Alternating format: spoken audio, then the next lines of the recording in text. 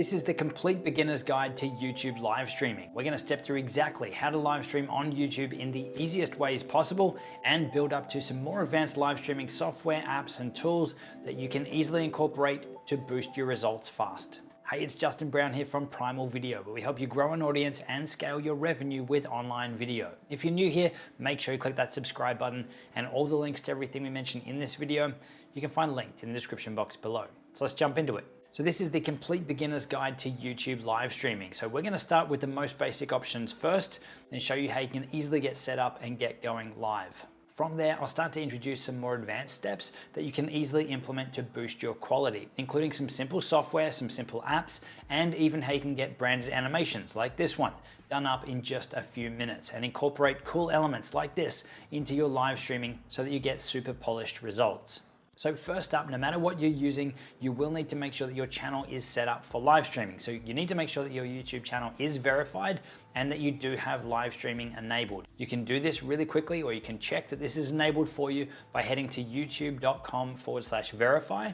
If you're already verified, it's going to say your channel is already verified. If it's not verified yet, then just follow those simple steps on screen to get your account verified. And then you'll just want to make sure that you've got live streaming enabled for your channel.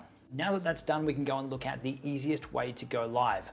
And this is a basic way for you to go live just with your web browser on your desktop computer. And literally this is done on the YouTube webpage itself, just using your webcam and your microphone. So for this, all you need to do is head to youtube.com, come up and hit this create a video and more button, and come down to go live. Now when this page loads, on the left here, you want to pick webcam. I'm going to give your stream a title. We'll just go test stream. In our case here, we'll make this test stream private, but you could also make it unlisted or public. Now, if you do want to schedule this stream for later, then you can check the box here and enter the date and times for your live stream. We'll turn that off now because we're going to go live now. And you will need to answer this question here around, is this video made for kids, to comply with the Children's Online Privacy Protection Act, or COPPA. So is this made for kids? No, it is not made for kids. And we'll just go next. It's going to quickly take a thumbnail, pose, do something silly. Okay, we've got a thumbnail. Now, if you do want to upload your own custom thumbnail, you move your mouse over here and you can choose upload custom thumbnail, or you want to retake your image. Just click on that and take another one. Now, to grab a copy of the link for you to share out to people, to let them know that you are going live. If you want to post it on other platforms, you can hit share. And then this is your link here to send out to people and to let them know that you are going live. So you can actually do this right now before you do go live. Jump on Facebook, wherever else you want to post it, share that link out. But then when you want to go live, all you have to do is hit go live, and we're counting down. We're live. Okay, so then on the side here is where you have your chat to interact with everyone. So yeah, super basic, but we're live and we're on YouTube. This is the easiest way to go live on YouTube. To end the stream, all you have to do is click down the bottom here on end stream. Are you sure you want to end your stream? End. And we are done. So the advantages of going live this way is that it's fast, it's easy, and that there's no additional software required. So as for the disadvantages or the downsides, then there really is no control that you're getting over things like screen sharing, or adding titles into your stream, or playing videos, or changing cameras, or bringing in additional guests or other people to join you while you're live. But going live to YouTube this way is the most basic and the easiest way to go live from your desktop. Now, the process to go live from your mobile is very similar. All you need to do is to open up the YouTube app.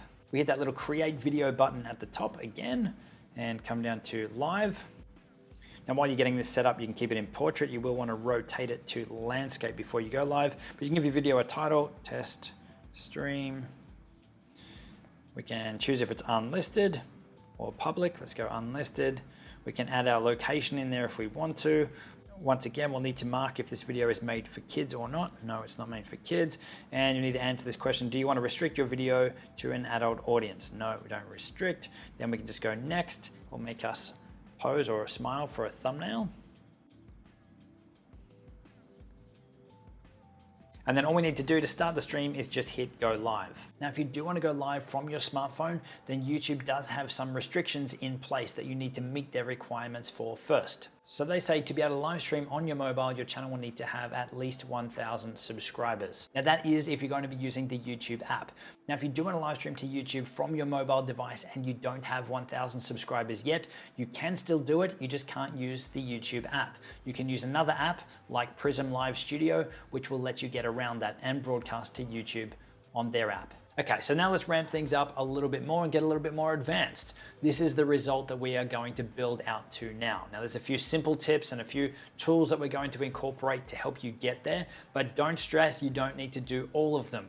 Each one of these alone will take your results up a notch so that you can start small and you can eventually build out and incorporate more of these things over time. So the first thing you can do to take your live streams up a notch and to get some of these more advanced things happening is to grab some live streaming software or to use a live streaming platform. Now, we're not going to run through all the different live streaming options you've got out there. We've already got dedicated videos on our channel for that. I will link them up in the cards and below in the description if you're trying to work out which one is going to be the best one for you. But really what we're talking about here is using software like OBS or Ecamm Live or BeLive or StreamYard or Wirecast or vMix. All of these solutions are really going to let you level up and create much more professional looking live streams. Giving you support for things like multiple cameras, adding titles and videos on screen, using green screen, the ability to bring people in for an interview, or even to share your PowerPoint presentation or your keynote presentation, and much, much more.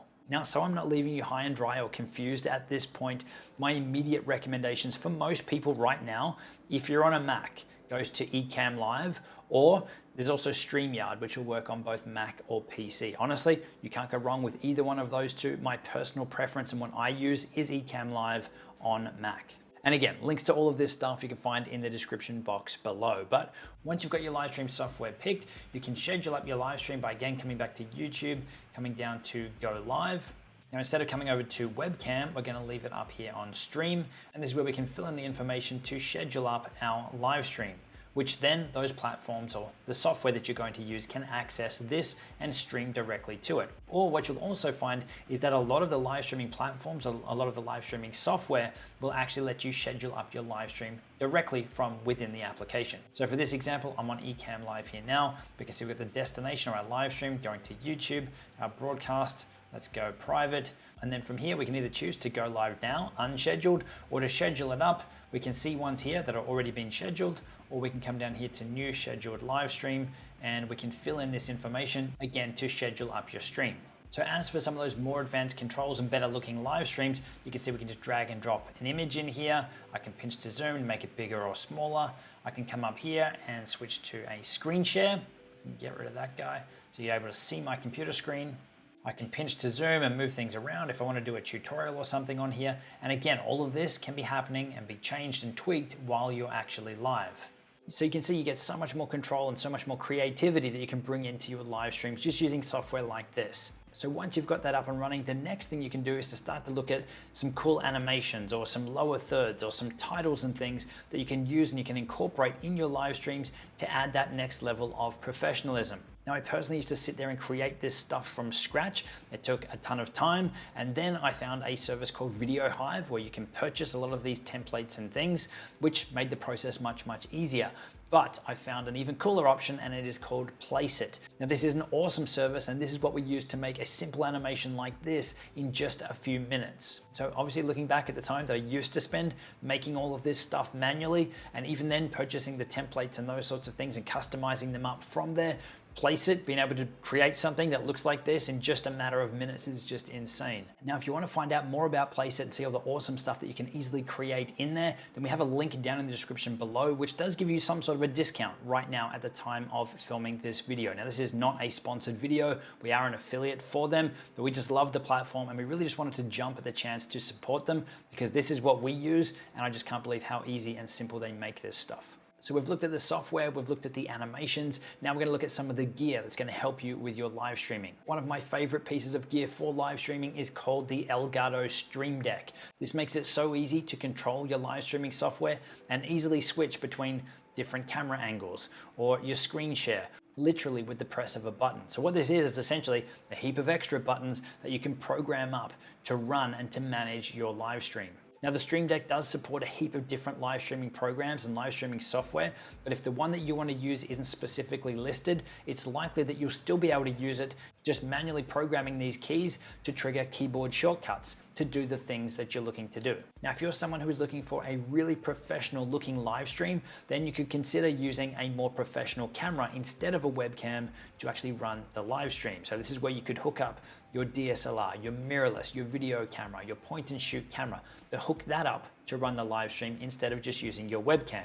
But to do that, in most cases, you will need what's called an HDMI interface unit. This will essentially let you take the HDMI feed or the video feed out of your camera and plug it into your computer so that it essentially picks it up as a webcam. And from there, you can use that in your live streaming software. Now, the one that I use currently and the one that I recommend is the Elgato Camlink 4K. This thing is absolutely amazing. And if you are looking to plug your camera into your computer, this is the piece of gear that I would recommend. Now, just while we're on this, there are some cameras out there that will let you hook them up directly to your computer to use them as a webcam or for live streaming without the need for things like the Elgato Camlink 4K. They'll just work straight out of the box. So it is worth doing a quick Google search to see if your specific camera can be connected with USB for video use, because there seems to be more and more cameras that are supporting this right now. But if your camera doesn't support just using USB, then that's where you'll need something like this Camlink 4K. So now that you know how all that stuff works, I've got a couple of really quick pro tips for you for live streaming. The first one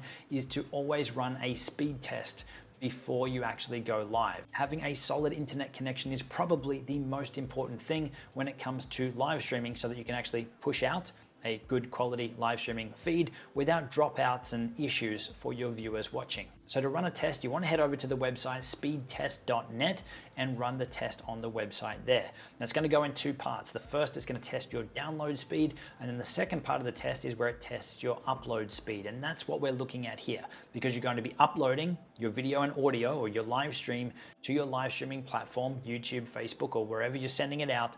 You want to make sure that it is your upload speed that is good and is consistent and not jumping all over the place. So I would say here, at an absolute minimum, and I do mean minimum, your upload speed needs to be a solid or a consistent 2.5 to 3 megabits per second at an absolute minimum, but ideally you're looking 5 to 10 megabits per second just to be safe. And obviously if it's higher than this, then perfect. But if it is lower than the absolute minimum, 2.5 megabits per second or 3 megabits per second at a minimum, then I would be looking for an alternative to go live. Maybe looking at hotspotting from your phone, or just trying to use a different internet connection so that you don't have any issues while you're live. So the second pro tip I've got for you is, after your live stream has finished, you can actually jump into your YouTube analytics for that live stream, and you can see how many viewers you had. You can see if you had any technical issues or errors with your live stream and with your internet connection.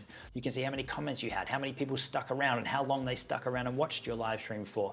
So it's really interesting to dive into the analytics after your live stream is finished to get some insight into how your live stream went and how your viewers liked it and how long they stuck around. And the third pro tip that I've got for you is that you can actually edit down your live streams once they're finished. So you don't need to download your video, make any edits to it, and remove any sections you don't want and upload it as a new piece of content. You can actually just edit down and remove pieces from your live stream while that video is live on YouTube. So say, for example, you're running some sort of live training, you could trim off the start of your live stream where you might be greeting everyone and welcoming them onto the training, and maybe you'll cut off the Q&A at the end. Or if there's a section that goes wrong in the middle that you want to remove, then you have that ability using the YouTube video editor once your live stream is finished. So to access that, all you need to do is to bring up your live stream and come down to edit video.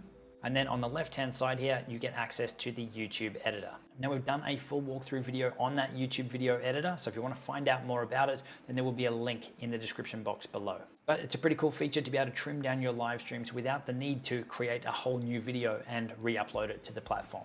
So that's how easy it is to go live on YouTube, whether you're looking for the simplest and easiest way, or whether you're looking to grow into something more professional and more advanced. We've got you covered. Now, if you want to find out more about live streaming platforms and live streaming software options, whether you're on Mac or PC, check out the videos that are linked on the screen now, and I'll see you soon.